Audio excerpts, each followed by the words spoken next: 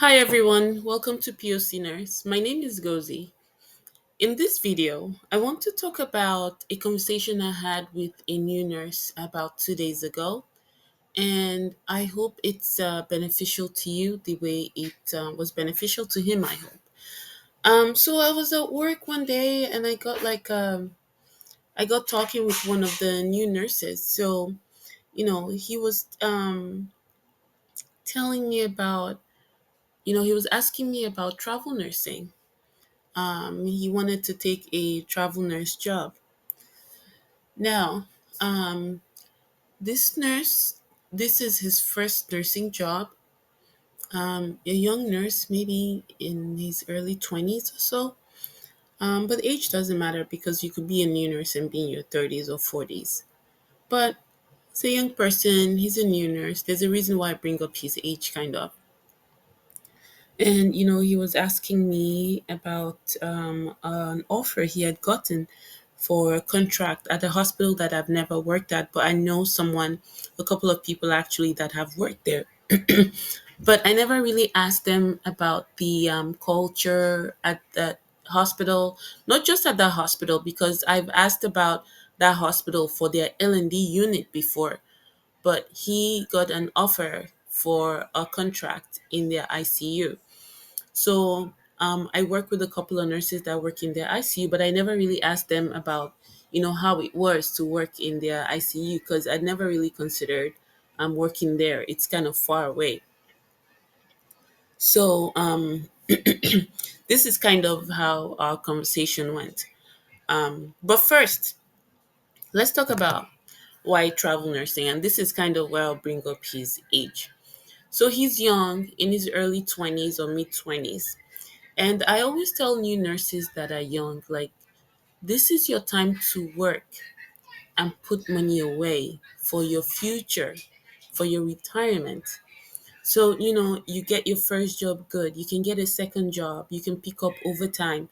That doesn't mean you're not going to live your life, but if you put in the hard work now, when you get older, when you start to get older, you could kind of not have to work all these hours, not have to pick up overtime unless you want to.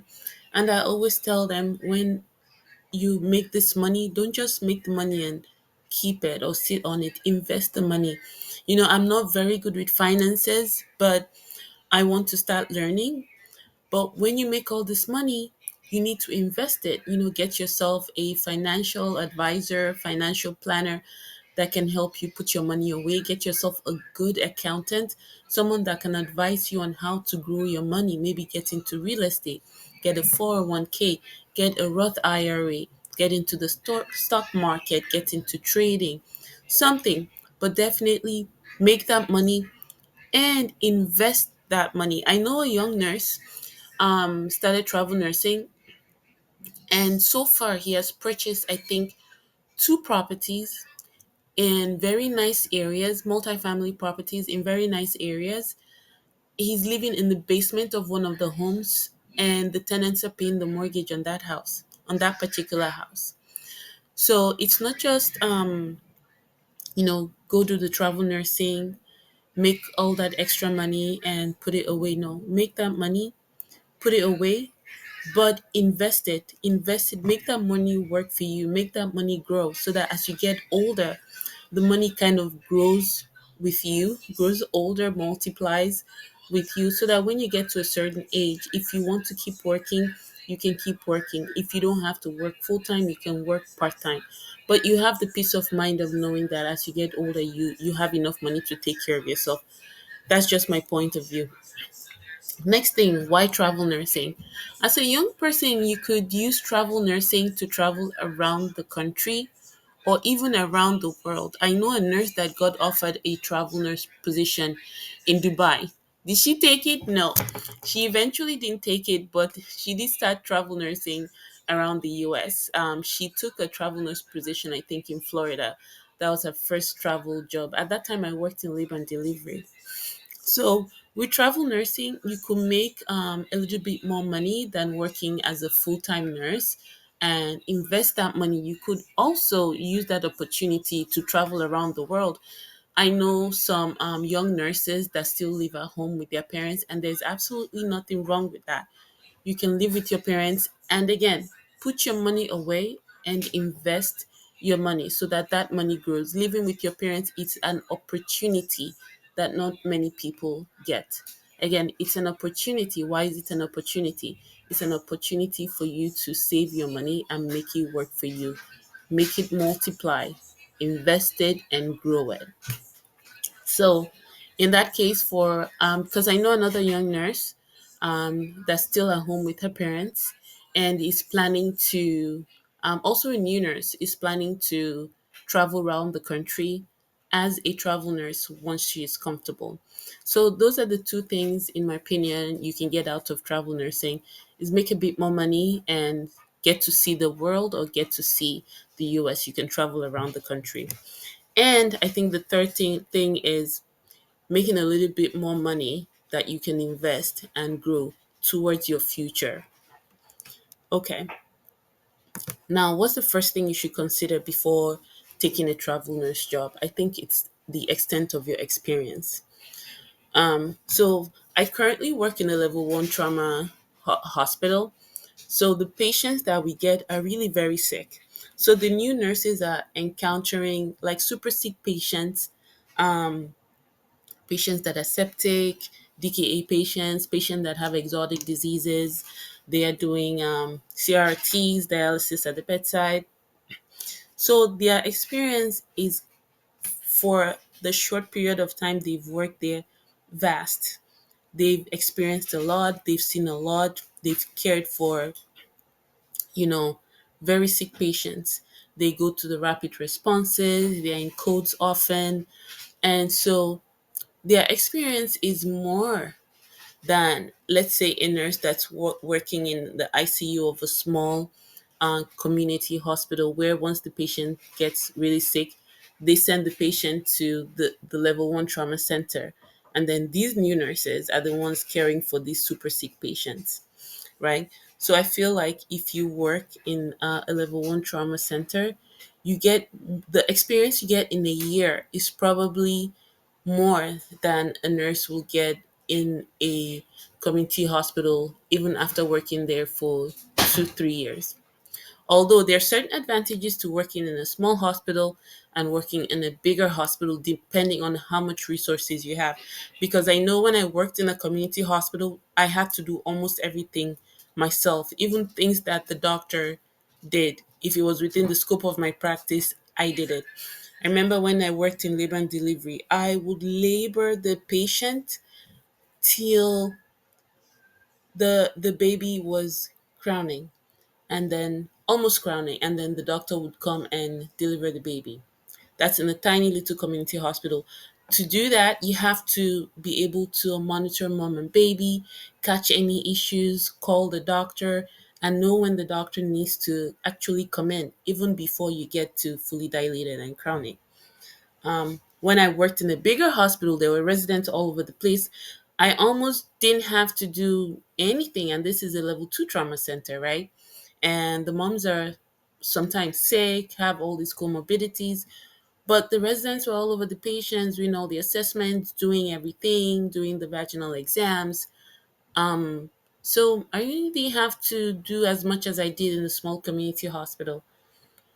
But I feel like I had a lot of experience going into the level two trauma center L&D in certain aspects. But when you talk about the acuity of the patients, I hadn't seen patients that were that sick in the small community hospital. And to be frank, when they start getting sick like that, they get transferred. They get transferred to a hospital that has a higher level of care.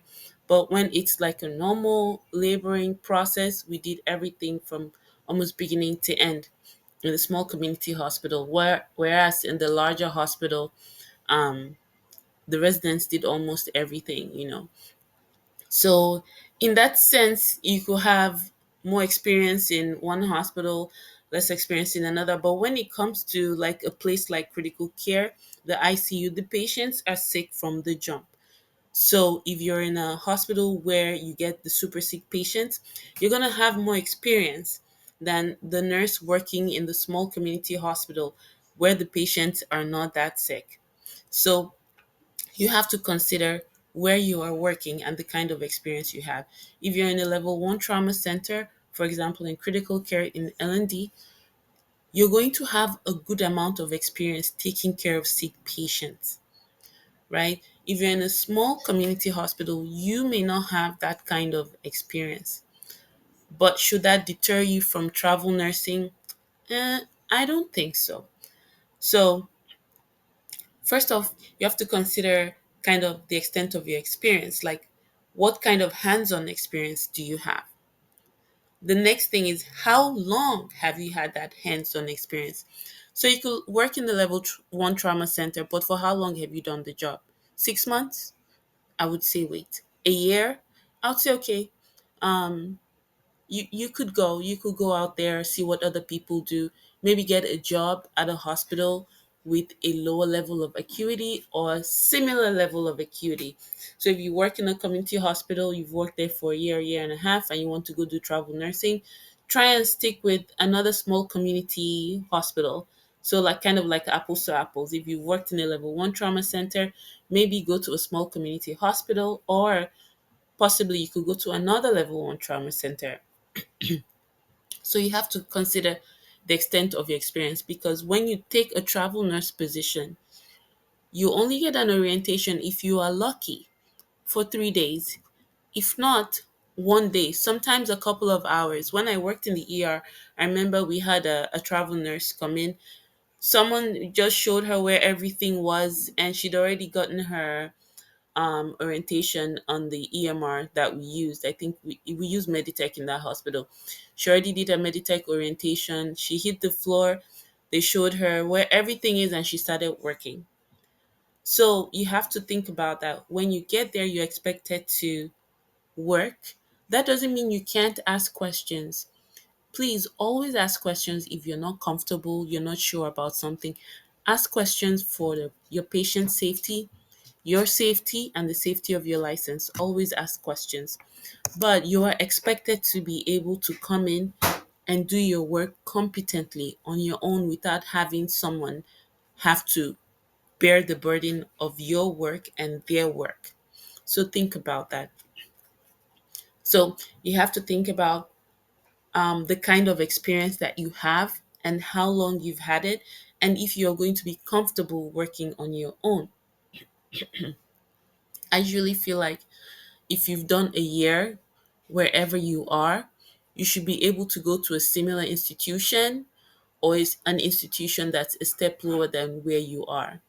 So if you're a nurse and you're in school and you're thinking of your financial future, and you want to do travel nursing, I would say consider getting your first job at a facility that's high acuity. If you can, it's not a must.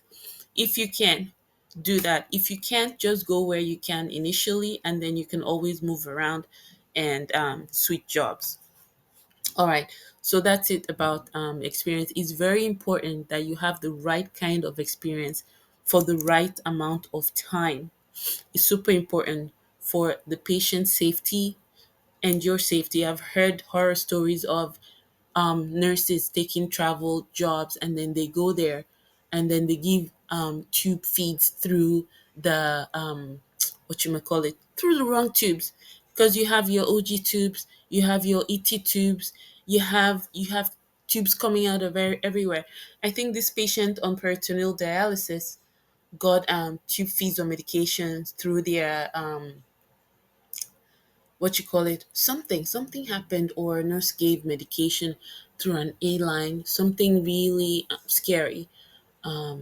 So you have to have the right kind of experience before you go anywhere. You don't want to hurt anybody, and you don't want to get in trouble yourself. And always ask questions. If you're not sure about something, always ask questions. Okay, so that's it about experience. The next thing is consider your schedule. So this nurse, when we were talking, I did speak to him. Everything I'm talking about here, I talked to him about the level of his experience. The hospital he was asking me about was a low acuity hospital, almost like a community hospital, and he's going from a level one trauma center.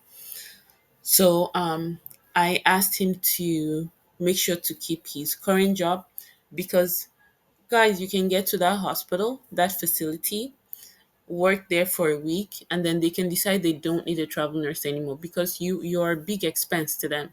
They might decide they don't need you anymore and cancel your contract. You'll be out of that job, but you don't want to be out of all of your jobs. So try and keep your job that you have while you're looking for a contract, and even after you find a contract, try and keep that job. If you're young with no responsibilities, it's easier.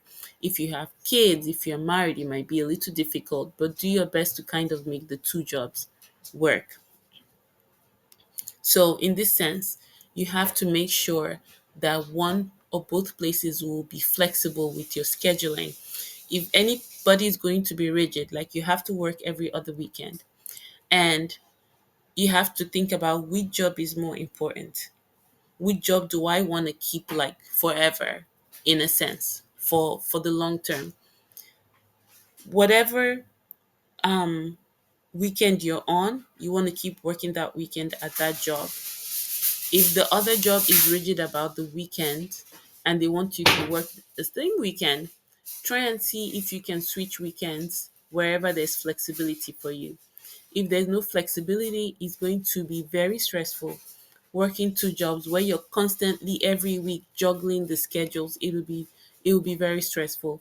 So try and put yourself in a situation where scheduling will be flexible for you, where the managers are going to be flexible with the scheduling, when you can give them your days and they'll put them on the schedule. And if they agree for you to give them your days and they'll work with you on the schedule, you have to give them the schedule on time. Don't be late with giving them your schedule. So when me and this nurse talked, I told him about scheduling because he was considering staying per diem at the job where we're at and then taking the contract. So I told him, make sure the schedule works. You don't want to be stressed out about the schedule because the job in and of itself would be stressful already because you'll be working two jobs. You don't want the schedule to be another stressor on you. Um, the next thing I told him was to ask around, ask the other nurses if they'd ever worked in that hospital. I told him I knew nurses that had worked there and that I was going to try to connect him with one of them so they could tell him about the culture and atmosphere of that hospital that he wanted to go to. It's important to know these things because some places are not safe for you or your license if they don't have the required resources. You can't go somewhere and not have access to a doctor if something is going wrong. If your patient is coding, you need people to come and assist. You don't want to be in places where the resources are so severely limited that everything and everyone is at risk. You also want to find out what the kind of what the culture is where you're going. Is it like great on teamwork? Is everybody kind of aloof but they will still help you if you need help? Are people approachable? Do they have a welcoming atmosphere, welcoming spirit? I don't know how else to put it, but you certainly don't want to be in a hostile work environment or a toxic work environment. So you want to find out what is the culture there, and see if it fits with your values or what you are looking for. I think it's very important. So ask around, ask people, have you worked in this hospital before? Have you worked in this unit? How is it over there? How are the nurses? Are they approachable? Are they helpful? Does everyone mind their own business? Do you think it would be a good fit for me? Things like that. Finally, I told him not to burn any bridges because he was thinking of, you know, going per diem at this job or leaving this job, the job where we're at right now. Our boss is such a good boss. She is awesome, but she is also tough. I met one time, I was working somewhere and I met this nurse, and he knew everybody at the place where I worked at. He was a travel nurse. So I was like, "Oh, so you worked there before?" He was like, "Yeah." So I was like, there's some nurses that worked there before that are kind of doing travel nurses there right now. Why don't you come and join them and be a travel nurse over there? And he said, well, he's tried. And I was like, are you sure? Did you try hard enough? Because our boss is very nice. She's taking all these other nurses. She can take you also. And I said, did you do this? He said, yeah. Did you do that? He said, yeah. Did you go through this particular agency? He said, yes. I asked him all the possible ways he could come in there as an agency nurse. None of them, worked. So eventually I was like, what did you do? Like, what did you do to the manager? And then he told me. I was like, oh my goodness. This boss is nice, but she's tough. If you burn your bridges with her, that's it. She did not hire this guy anyway, anyhow. And I knew for sure that they were hiring nurses because the nurses were coming. The new nurses today, I'll see a new travel nurse. Tomorrow, I'll see a new travel nurse, and we were short. So I said, "What did you do?" So this nurse had left that job before his orientation was up to go travel nursing, and he's a good nurse. He's an excellent nurse because um ICU nursing wasn't the first job he had. I think he had worked tele and other things, so he wanted to add critical care to his resume. So I think the last day of his orientation he quit, and I feel like he quit kind of on the spot and left. And then now he was trying to come back as a travel nurse. She did not take him. So as as a principal, I don't burn any bridges wherever I am, no matter how horrible, no matter how bad the place is. When I'm leaving, I try my best to leave on good terms. Even if I made up my mind that I'm not going to go back there to work ever again, I still try to leave on good terms. And I always give this advice to other people. If you kind of have to leave on the spot, I would say, you know, let them know you have an emergency and you cannot come to work right now until you resolve it. Apologize profusely and be on your way. So I told him, you don't want to burn any bridges here where we are right now. So you kind of want to do things kind of neatly, for lack of a better word. So I said to him, you literally just got off orientation. You don't have up to a year experience off of orientation. She's not going to hire you per diem. Maybe part time, but not per diem. Also, you don't want to burn any bridges here. You don't just want to get up and leave and not have the option to come back because this hospital pays their agency nurses very well. And they do hire their like former nurses back as agency nurses. And this nurse, I was talking to this young nurse, is very nice, very well mannered, gets along with everyone. Such a pleasure to work with. So I told him, you may have to be patient. You may have to be patient, get your 1 year of experience in, um, see if you can go per diem. If not, see if you can go part time. And then, you can start looking at contracts. This was just my advice to him. I don't expect him to take it. It's just something, he could consider while he's, deciding if he's going to start travel nursing now, start travel nursing later, and decide where he's going to go. He did ask me if I felt he had enough experience. I told him exactly what I've said in this video. You're working in a level 1 trauma center. You're going to take care of a lot of sick patients, and you're going to have a lot of experience, more than a nurse that's, say, working in a community hospital. But I feel like you still need up to a year working on your own in this environment before you can go out on your own. So, everything I shared with you here is what I shared with him. I also always tell the new nurses, when they're trying to do overtime, make extra money, make sure you save your money, make sure you invest your money. And some of them will be like, oh yeah, here goes, I already have my 401k going, I have my Roth IRA, I'm planning to invest in real estate, I'm planning to do this, I'm planning to do that, I'm planning to do the other thing. And when I hear, their plans, I'm very proud of what they're doing because I didn't have anyone to tell me all of that stuff when I started working as a nurse. I was working and just spending my money on my family, taking care of my kids, buying food, making sure everyone had everything they needed. I didn't save anything.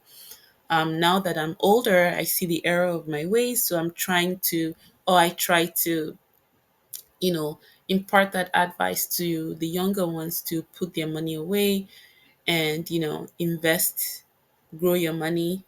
And the place where we work at, they have like a good 401k system going. So I tell them to, invest into it. And yeah, these are the things I think new nurses should consider before they decide to go into travel nursing. The first thing, make sure you have enough experience. Before you go anywhere, ask about that hospital. You don't want to go somewhere that's toxic, where people won't help you, because even though you have 1 year experience, you still I still have questions, and I've been a nurse for close to 14 years or more. I still ask questions. You will still ask questions. And you want to be in a place where people will readily offer their assistance to you by way of just giving you knowledge, not even like physically doing anything for you, just giving you the knowledge that you need so you can safely care for your patients. Um, you need to know that where you're going will be, will work for you, and you need to invest that money that you're going to make, put it away, use the opportunity to travel around the country, and don't burn any bridges as you move around. Don't burn any bridges. You know, um, I don't think there's anything else. If I think of anything else, I'll come back and make another video. I hope you found this video helpful, and I'll see you in the next one. Like, share, and subscribe. Bye bye now.